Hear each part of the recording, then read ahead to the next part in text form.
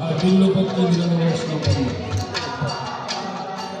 রাম কৃষ্ণ গৌর হরি যত পুরুষ জগতের মুখে এসেছে এরা সব মায়ের সন্তান। এই মা কালীর সন্তান না হলে এরা শক্তিমন্ত হতে পারত না। এ বাস্তব প্রমাণ না।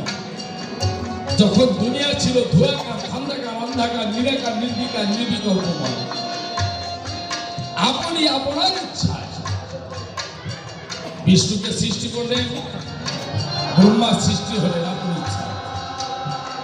বিষ্ণু বলছে ব্রহ্মা আমি বড়, আমাকে প্রণাম দাও। ব্রহ্মা বলছে না বিষ্ণু আমি বড়, আমাকে প্রণাম দাও। লেগেছে গন্ডগোল। এমন সময় একটা পুরুষ কণ্ঠস্বর ডাক দিয়ে বলছে তোমরা গন্ডগোল করো না, একটা সত্য স্তম্ভ দিলাম, যেটা শিবলিঙ্গ স্তম্ভ দিলাম, যে তোমাদের দুজনের মধ্যে আগে স্তম্ভ ঘুরে আসতে পারবে, এর টপটু বটম আগাটু গোড়া যে আগে ঘুরে আসতে পারবে সে হবে প্রথম, অন্যজন তাকে প্রণাম করবে। বিষ্ণু আপন মনে ঘুরতে চেয়ে আগাগোড়া পাচ্ছে, কিন্তু ব্রহ্মাদেব করেছে কি কত বড় দুষ্টা।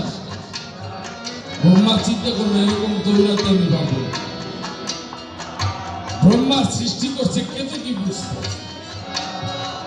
কেতকী পুষ্পকে বলছে কেতকী পুষ্প তুমি জানো এই স্তম্ভের আগা মাথা কোথায়? বলছে আমি সামান্য কেতকী পুষ্প, আমি জানবো কি করে? বলছে না তুমি